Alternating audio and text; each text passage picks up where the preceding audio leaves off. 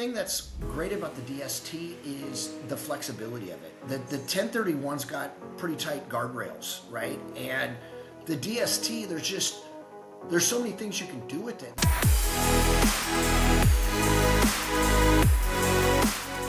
Welcome everybody to the Build It to Billions podcast, where we guide successful entrepreneurs and investors on their journey from millions to billions. And we believe the key to scaling and compounding your wealth and life starts every single day with a mindset and practice of stewardship over ownership and applying billionaire biblical principles. Our ultimate goal is to help you scale and compound your wealth and life so you can give more or all of it away to help MVPs. My name is Brett Swarts, and each and every episode I'm joined by some of the best real estate entrepreneur millionaires and billionaires, where they share their expertise, wisdom with us, so we can learn how to scale and make a big impact for ourselves and for our families and our communities. I'm excited about our next guest. In fact, he's a client of mine, a friend of mine, and a strategic alliance of mine, and he's out of the great state of California. We're going to be talking a little bit about his journey to the Deferred Sales Trust, his journey with real estate syndication and development in California, and really just our story of how we've been kind of working together for the last number of years. Please welcome to the show with me, Gannon Tidwell. Gannon, how are we doing? I'm doing great. Thanks for having me, Brett.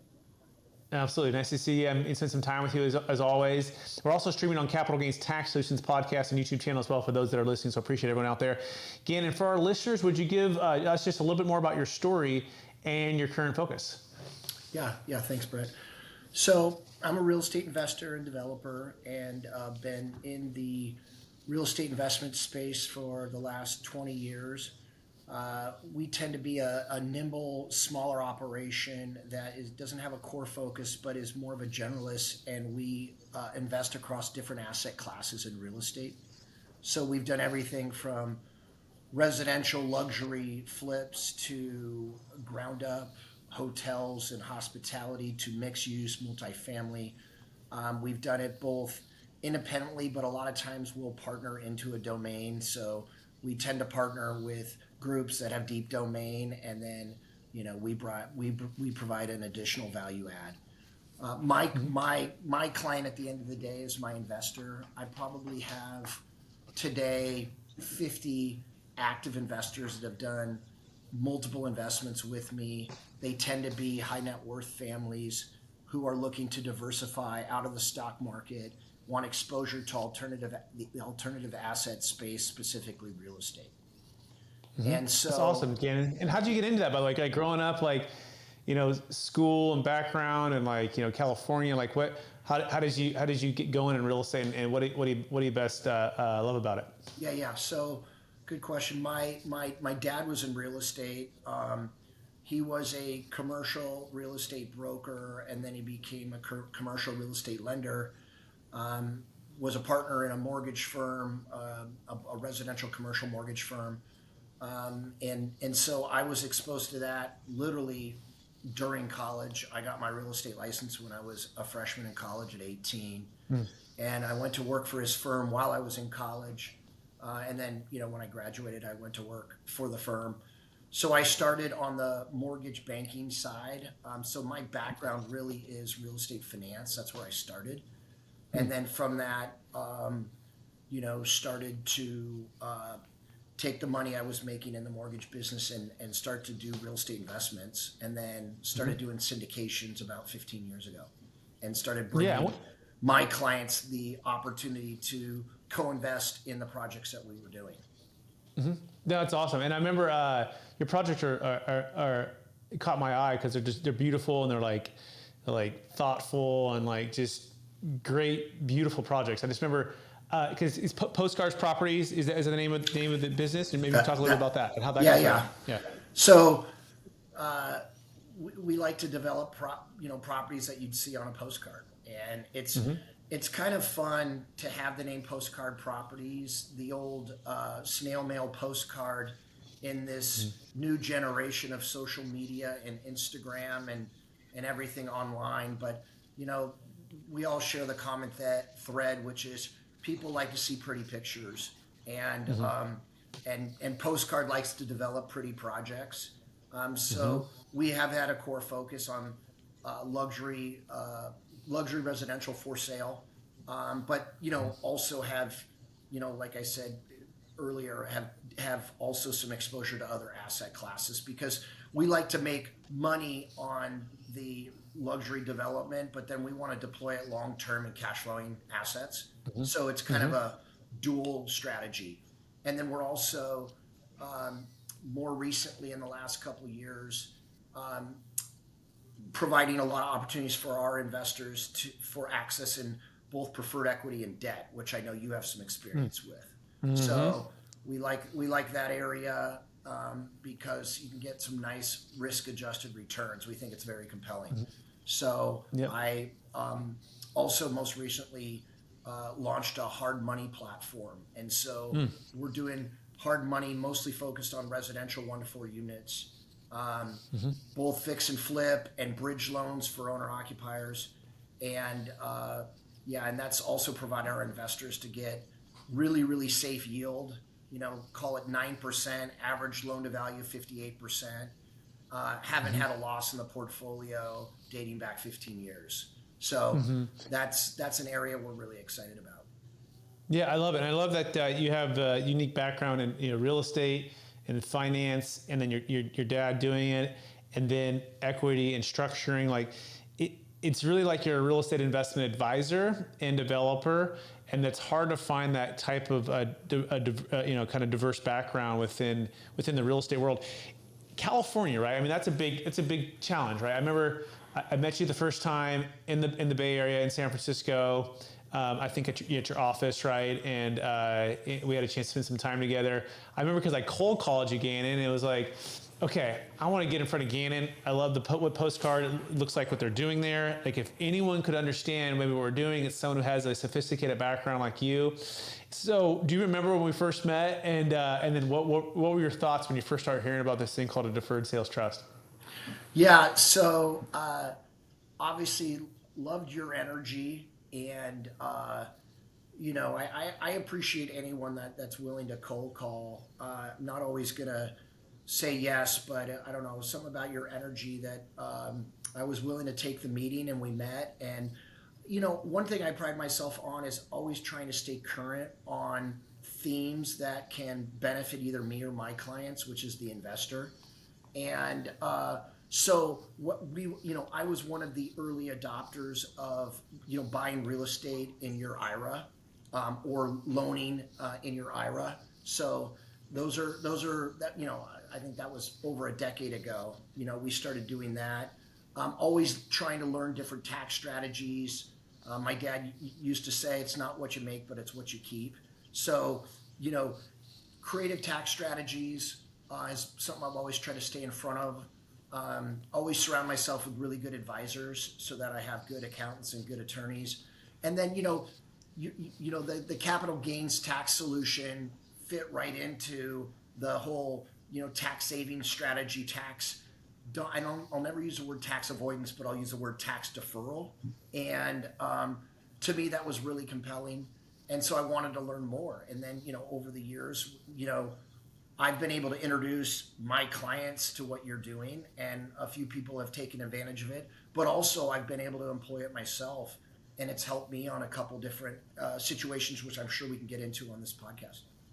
Yeah, and then just speaking of, before we kind of get into the details of the DST, being in, I call it Tax-California, and I grew up there, and you grew up there, and you lived there. I lived there until 2 years ago. I moved to Florida with the family, but always be home. Love California, but taxes is painful, right? Because it's New York, New Jersey, California, some of the biggest tax challenges.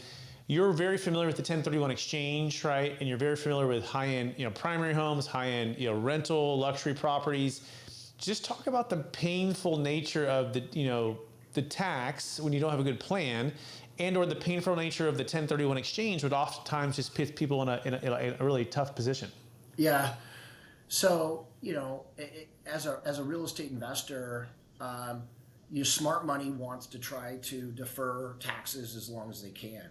And so, as an investor, we have the option to try and use the 1031. And if there's a trade property that's available and it makes sense, then, that's always a path. But those properties aren't always available. And I find that investors tend to kind of reach sometimes just to defer that capital gain, and will overpay for a property. And so the DST is obviously a good option if you don't have that trade property, and you maybe want to become more passive and just clip an annuity. So I think that there's definitely a place for the DST. I mean, we could talk forever about the DST, the pros and cons. The the DST gives you a lot more flexibility than the 1031 does, as far as timing and not meeting the 6 months. What assets actually you can DST into, like let's say the sale of a business or the sale of your primary, you can't do with a 1031. So I think it has a lot of utility. But then I also think that I'm still a big proponent of the 1031 if you have the right trade property. And I just completed a trade last year, and it worked out great. And I went into 18 units in Santa Rosa. But yeah, I mean, if I can't keep trading, then the problem, as you pointed out with California, is you're 20% Fed, and then you've got another 13 or 14% state, so you're at 34%, and it's taking a third of the slice if you can't find that trade property. So yeah, and if you add the Obamacare, you got 3.8. And to that point, even your first deferred sales transaction with us, it was a partial 1031. Remember, we did a partial Delaware statutory trust, right? Yeah. Because you had some debt over basis, and then we did a partial deferred sales trust. And so I think what was valuable, is you were able to get out of debt when you needed to, and you didn't necessarily have a great deal lined up. The market was pretty hot, really hot actually. And so, looking back, you were able to do that. I think the other one you did too was a structured, and you actually did a partial installment sale with another one with the buyer, and then we were able to roll into the trust as well. So multiple exits. But before we kind of go into those details, I'm kind of curious, step back, so you hear about it for the first time, you've been in the industry for decades, and then you're like, hey, you have your advisors. I remember we got on with your CPA, we went through it. Like, walk us through that, because a lot of people, they haven't ever stepped out of the box per se, or they haven't heard of it before. So walk people through that adjustment for you. Like, how much of that was a barrier for you moving forward, and how much did you need your CPA to get on board or walk through it, or just that overall initial, oh, does it really work? Is it really legal? Is it too good to be true? Or is this really legit? Well, as you know, Brett, there's a lot of super creative trust framework and strategies out there, and not all of them are legitimate. And so yeah, first look, is this too good to be true? Is it something that will stand up in an audit?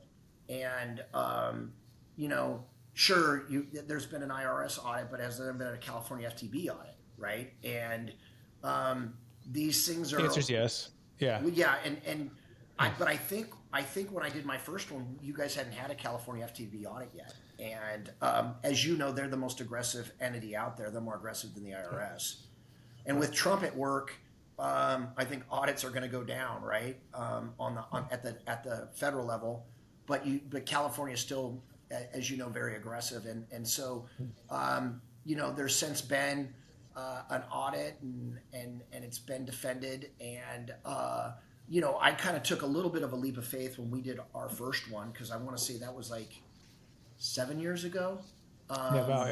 Yeah, maybe five or seven, somewhere in that time frame. Yeah. What had motivated me on that particular deal? Do you want to get into the deal, or do you want to? Yeah, it sounds great. This is good. Yeah. Again, the thing that's great about the DST is the flexibility of it. The 1031's got pretty tight guardrails, right? And the DST, there's so many things you can do with it. There's so much utility, and if you take the time and get your advisors to take the time, I think that's the problem. Is a lot of people don't want to necessarily, they don't know what they don't know, and taking the time to actually educate yourself and spend time with you to go through the process and really understand and get your advisors on board. I think there has to be motivation there, and I want to do it because I knew it could help me on a particular deal, but I also wanted to be able to offer it to my investors, just as another, arrow in the quiver.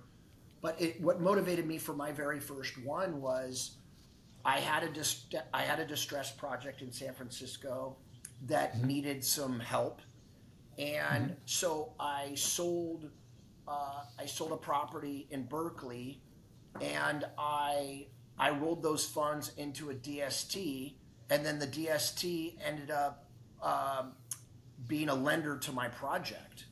And you can't do that in a 1031. You can't take one property and then 1031 into a property that you have controlling interest over.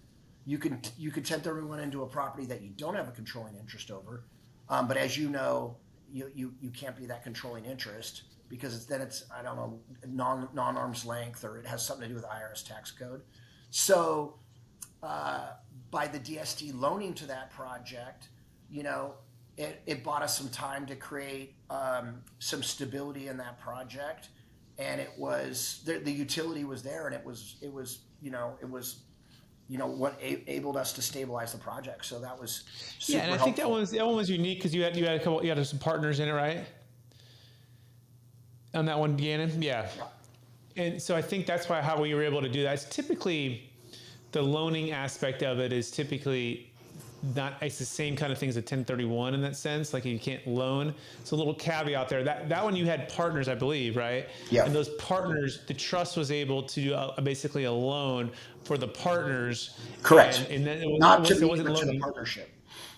Yeah, so that's you. Yeah, exactly. So that way it was, yeah. But had you owned it 100%, that's the part where it actually doesn't work. But yeah, the point is the flexibility to infuse capital. We typically do like a joint venture partnership. Yes. To infuse capital into deals. And then through that venture, it's able to have flexibility with timing. There's no timing restrictions. And so, yeah, so they be that as it may, it can solve problems that the 1031 cannot solve. That's exactly. And it can do it within the time frame in which when you need it to do it, versus the opposite of just not having the choice of equal or greater value, equal or greater debt within a short period of time, which makes it not possible for getting creative, is what you're saying. Yeah, and the second time I used it, I had some.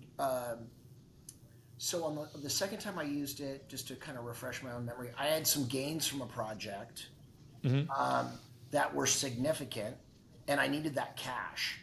So I didn't want it to go into the DST because I actually needed that cash just to shore up liquidity. But I went ahead and we did the DST installment sale. We parked the cash in the DST and just got a safe money market yield. Then I took then you changed your mind and said, hey, actually, I really do. Well, I think you're in between. You're like, I may need the cash, may not need the cash. You weren't quite sure. But the cool thing with the DST is we were able to shift of when we could accelerate the promissory note to a shorter time. And the timing of it was neat because it happened to be between 2 calendar years, right? Yes. Which helped you to be able to get a little bit more time to pay the tax on the distribution. And so that's what we call like tax flow engineering, right? Like we say, it's about tax flow, not just cash flow. So again, it could help you be able to make moves, and if you couldn't fully make all the moves, then boom, the trust was able to make the payment, which was huge, which helped you out. Yeah, and just to refresh both of our memories, we actually took gains that happened in the follow-on year, and we were able to use the trust, like you said, tax flow engineering. Is that what you called it? Yeah, tax flow engineering. It's just basically taking it when it's advantageous, for you versus. Yeah, we were able to line up. Sorry to interrupt. We were able to line up a gain with a loss through that tax flow engineering, and they offset, which brought my tax liability way down. So again, it's all the great thing about the DST. It's either tax reduction in that case, or tax deferral. And so I've had 2 scenarios now where we use some real creative strategies through the DST, and they both have really benefited me personally. Yeah, so we talked about a lot of the positives here. Like someone might be saying, "Okay, Gannon, brother, that sounds great," but I'm wondering what were the challenges to overcome, Gannon? What were some of the things that maybe weren't as ideal as you'd hoped? And you could give us a feel for, like, if someone's asking Gannon today, hey, should I use this? What should I be aware of? Yeah, I mean, what I tell people is, whether you're in California or you're in Florida, um, I'd want to make sure that you get comfortable with that the IRS is comfortable with it, right? Yeah. So I think that's a big one, um, and both, the state and the feds. And I think you have plenty of data to support that. But that's one thing I always tell my investors to look at. Number two, like a good insurance product, I have a really creative, great life insurance policy that I stuffed a lot of cash into early. And but life insurance is expensive. And so you have to commit to the long term. And if you commit to the long term life insurance, cash value life insurance term the cash value can, create a lot of value over time. And then, you're basically scaling those fees over time and it can make sense. If it's short term, it doesn't make sense. The DST, some would consider it fee laden. It's got, there's annual fees to pay advisors and to pay people like you, and and you just have to, uh, I think if you commit to it, it makes sense, and you just have to look at those fees and understand the fees. So I tell people about, making sure it's good audit wise, understand the fees, and then really what's the utility? What are you using it for? Are you using it because you want to become more passive and you just want to clip a coupon and get a nice yield? Are you using it, to divert taxes and you're going to get back in the game down the road? So I think, just understanding what the utility is and what you're going to use it for. No, I think that's such good advice, right? Because I think sometimes we don't, sort what's the most important thing for you. Like what is the most useful thing for you today or in this next 6, 12, 24 months, and how will that strategy with the 1031, whether it be a business venture, a real estate development, the deferred sales trust, whatever that is, like just clarifying, like what is your goal? What is the utility? What's the obstacle that's holding you in the way? And then how do you, form a team and create the tax deferral strategies such as the deferred sales trust to help you execute it and achieve that, close that gap. And I think that's so key. And I like the way you put that too. Yeah, make sure you're very clear on the fees. We like to say how to make the DST an investment and not an expense, right? So understanding that you peel back the onion, you have the capital gains tax to defer, you have the income tax deferral for a period of time, you have the ability to joint venture partner and get a new depreciation schedule, which is super powerful. You have the chance to diversify the wealth and just de-risk. Like you might say it's not a good time to be an equity. So talk about that, like just the ability how we did diversify for a while and we did de-risk. We got you out of debt, right? And you had a chance to like catch your breath, look at the kind of the landscape of the real estate world, and then be able to make some moves. So just would you dig a little bit more on the diversification and flexibility? Yeah. So again, you got options, right? You can sell the asset, pay taxes, right? And you're going to end up with, somewhere in the neighborhood of 65 cents on the dollar, right? Depending on depreciation. You can do the 1031 and that works again if you can line up the right property and it all makes sense. Or you can do the DST. If you're doing the 1031, you're staying in the game, right? You're gonna go take another crack. You're gonna get in the batter's box and take another crack at a project. You're gonna be active, and you're gonna manage another project, whether it be a multifamily cash flow investment or it's a ground up development project. You're still in the game, and you have exposure to real estate. And as a real estate guy, 80% of my net worth's in real estate. And I constantly have to stay liquid because I have to feed projects with, capital calls and new opportunities. And so if I'm not in real estate with my investable capital, then I'm in cash waiting to go into real estate. The only thing really that's in the market, call it the stock market, bonds, et cetera, is my retirement account, which is an IRA. By doing the DST, you can get more exposure to the stock market because you have, you can roll into that DST and just do real estate, or you could go roll into the DST and do real estate and equities. So you have the ability to diversify that capital source, which the 1031 doesn't give you. Yep. No, spot on. Yeah, I think that's spot on. Now maybe we can shift a little bit too, like working with me, Gannon, so you learn about the deferred sales trust. We tell you about it. kind of just give a feel for someone saying, well, how is it working with Brett? And then maybe even give like on a scale of 1 to 10, with 10 being the highest, how likely you recommend our service here at Capital Gains Tax Solutions. Yeah, well, first of all, love working with you. You have more energy than I have, which is hard to do. Um, so I'm always impressed with your energy, enthusiasm. But I mean, beyond all of that, um, you actually know what you're talking about. Like you're very experienced in the subject. Um, and for me, like I want to like my advisor, but at the end of the day, my advisor needs to know more than I know. And they need to have a really good, strong grip on their subject. And the thing I like about you, Brett, is well, I trust you. Number one, I think you'll do the right thing. But number two, I think you have a really grasp of your subject. Um, so I think it's called, if I was going to sum it up, it'd be, trust, expertise, and with trust, it's just doing what you say, following through, um, and then just, likability. I like working with you. So those are kind of the three things for me. So yeah, I would definitely recommend you on a 1 to 10. I'd give you a 8.5. Okay. And you're probably like, why didn't you give me a 10? I don't know. 10's perfect. Who's perfect, right? I mean, Yeah. No.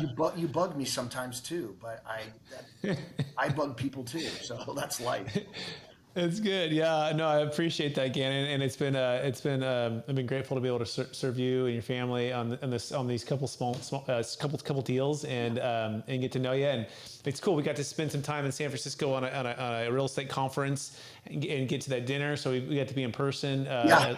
From the first time I met you, and then another time and.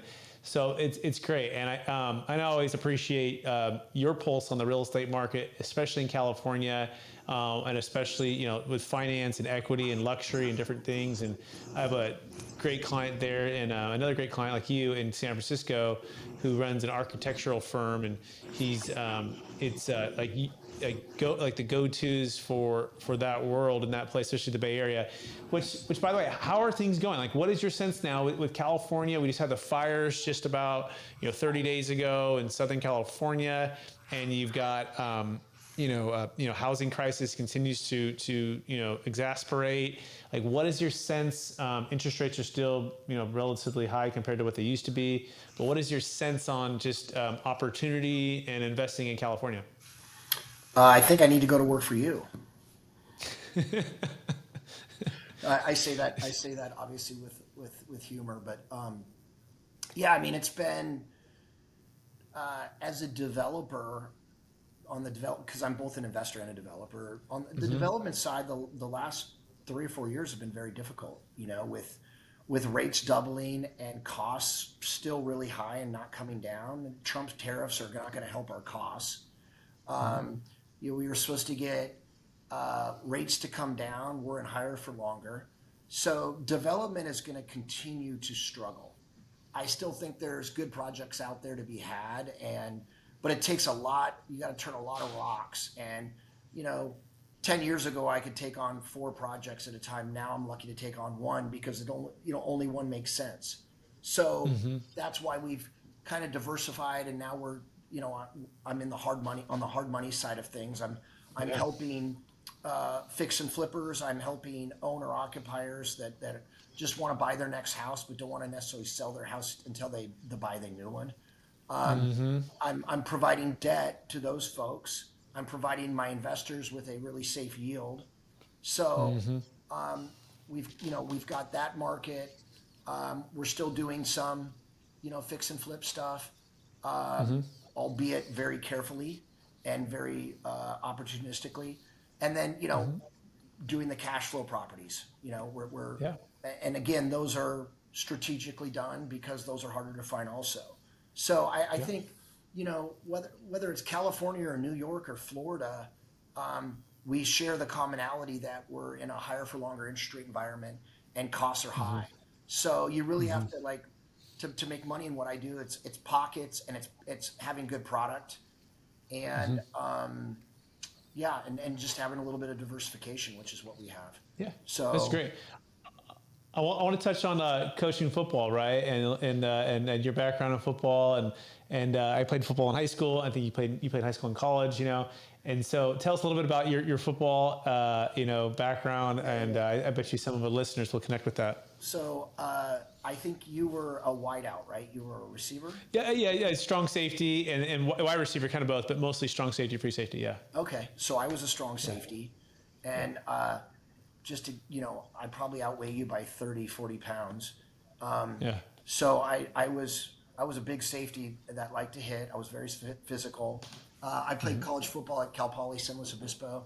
Yeah.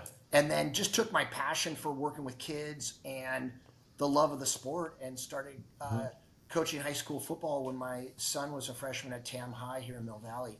And have spent the last 3 years, this will be my fourth year. I coached the junior varsity team and I was the head coach. And now I'm going to move up to defensive backs, and I'm going to coach defensive backs at the varsity level. And I keep telling myself this is my last season. It's too taxing on my schedule. It's too taxing on my family. It's a 20-hour-a-week commitment, and I have a day job. But I just, being part of the community, giving back to the community, working with the boys, it's like my first year, those guys are seniors, right? And so I want to coach one more year because I want to see them their senior year. Yeah. And so, yeah, I love it. And thanks for asking. And I know we have that common thread. I can tell that you were a good athlete. You're still in great shape.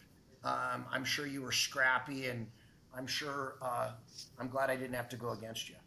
yeah, I did the best I could. I think in high school I was, I don't know, maybe a little bit over 150. That's what I Maybe said. 155. I was 190. I was 190 as a Yeah. safety. So but hitting was my favorite part, and you were fast, strong too. safety. Yeah, I think I was the second fastest on the team. My best friend was the fastest, and he went on to play in college football, and then I went on to play college basketball. That was actually probably my better sport. But a small private school, nothing crazy, but played in San Diego and then William Jessup University in NorCal. But yeah, sports is really special. I feel like football, especially football. I think it's something that instills a grit and a tenacity and a dedication and a camaraderie that few other things can do. Maybe like rugby or going in the military Or wrestling. Yeah, wrestling. Like, am I doing jujitsu recently now for the last year? My kids are doing You are. jujitsu. My old business Yeah, partner and is really into jiu-jitsu. He loves it. Okay, yeah, we love it. I love it too, but it's still mostly a single sport, right? Yes. You're just one on one. Whereas football, there's something about everyone going at it together. Hell Week in the summer when it's especially in Sacramento, Rockland Roseville, where I was mostly at, 105 degrees out.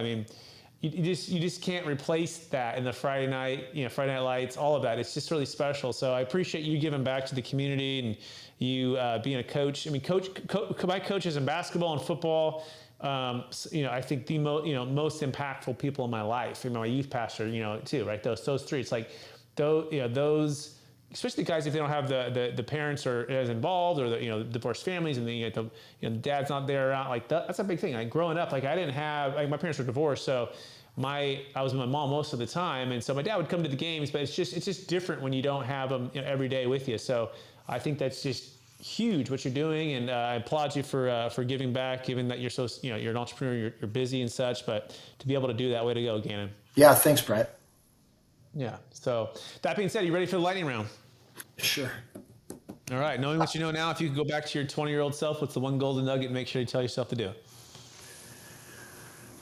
This is a lightning round. I think try and expose yourself to as much as you can to figure out. Everyone talks about figuring out what you love, but figure out what you're good at. Because I think it's trying to find something that can satisfy both those. If you can find out something you love, but also something you're good at. I love it. That's great advice. Question number 2, number 1 book you've recommended or gifted the most, maybe in the past year or so. That's a good question. So, number 1 book that I recommend the most. It's called The Power of Now. Have you heard of it?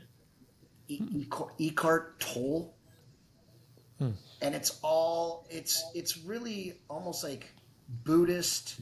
Uh, Obviously the title kind of says it all, but really, I think as a society we're always looking in the past or focusing on the future, and the book's all about trying to figure out how to be present and really focus on the now.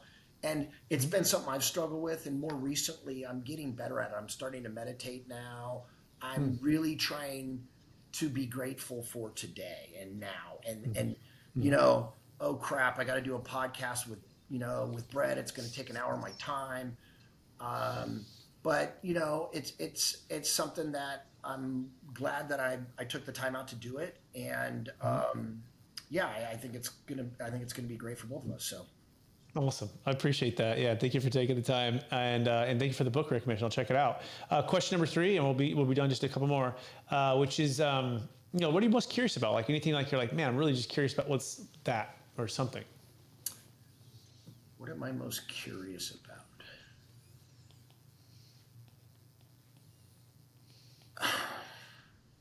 I really pride myself. Like if I wasn't a real estate investor, I would have been a financial advisor. Um, it was because my dad was in real estate, that kind of drew me to the real estate side. But I had an offer from Merrill Lynch right out of school. Before our call, I sat down with investor friends of mine who are contemplating a real estate project. They were going to build themselves a ground up house to live in. And I sat down with them and spent an hour playing financial advisor, telling them they shouldn't build the house, that they should sell it and they should continue to rent, which goes against the American dream. But really they just don't have the financial means to do it, and taking on that project would have been super risky. So I'm curious about estate planning. I'm curious about tax planning. I'm curious about Roth IRA conversions. I'm always curious about financial tools that can improve your life or improve your tax situation. And I think that goes back to just I like to have high financial intelligence, financial IQ. I used to keep up with it better earlier in my career. I don't keep up with it as much. And so I think that's where I have more curiosity. Awesome. That's great, Scare. Thank you for sharing. Next question. Maybe number 1 leadership quote or theme that you strive to live by. Number 1 leadership quote or theme you try to live by. Leadership.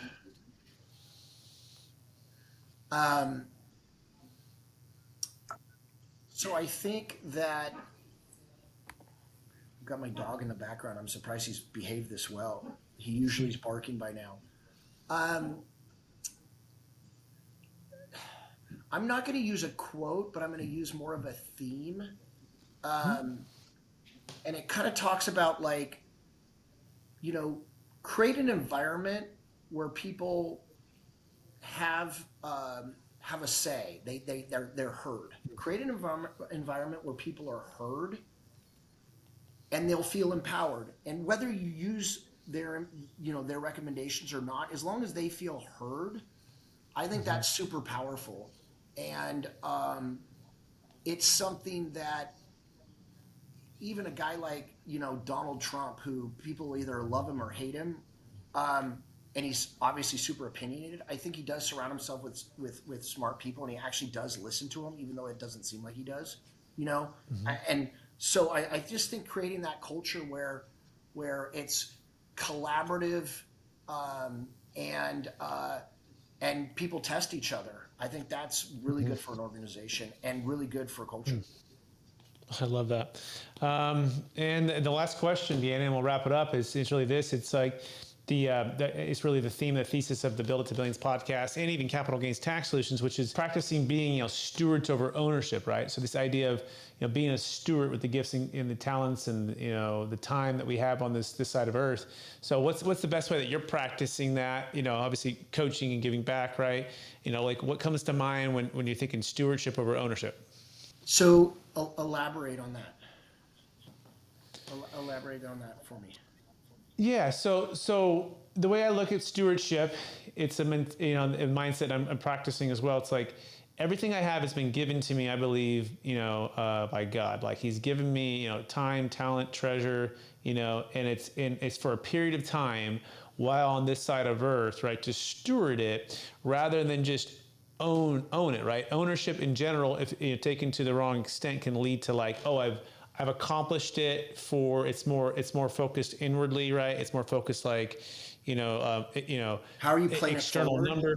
How are you playing it Yeah, forward? yeah. So how are you paying it forward? Like how are you stewarding? Like it could be legacy, it could be wealth, like just the stewardship of it can be the stewardship of freedom in America. It could be the stewardship of core values for discipline for kids in football. Like Yeah, yeah, this, yeah. all of those kind of ideas of stewardship over ownership, right? Like giving back, yeah, and paying it forward. That's a good way to say it.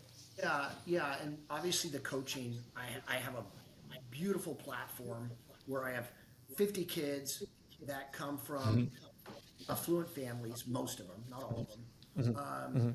And, you know, I have the opportunity to teach life lessons through football. So that's a great platform.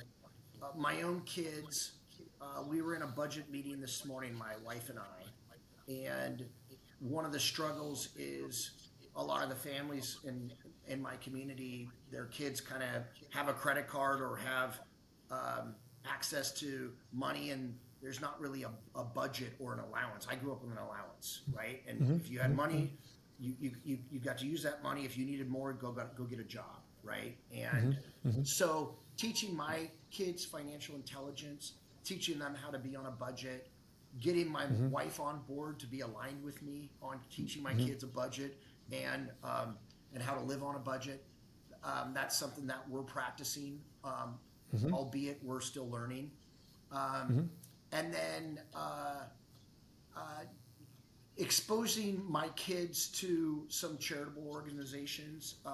Like my son, who's 17, is on the board of a foundation that I was on the board of. He's now kind of stepped in. He's one of the high schoolers that's on this board, and they raise money for underprivileged kids at the holidays and basically raise money so that these kids have gifts under the tree and it's not an empty Christmas. And so just trying to teach my kids that, pay it forward, like how can Yeah. we, as individuals who have pretty privileged lives, give back to our community in different ways. So Yeah. we're, Awesome. we're Yeah. trying to practice that. Absolutely awesome. Again, I so appreciate you being on the show, sharing your story with the DST, your experience working with capital gains tax solutions, and your wisdom with the real estate world and investing and stewardship and paying it forward. I want to encourage you to keep using your gifts to bless the families that you're serving, and obviously all the students and players that are on the football team and your family. And I'm just grateful for the time we got to spend today. For our listeners who maybe want to get in touch with you or check out what you're doing at Postcard Properties, what's the best place for them to find you? Postcardproperties.com. And there's an email address there. And yeah, they can reach out Yeah. if anyone wants.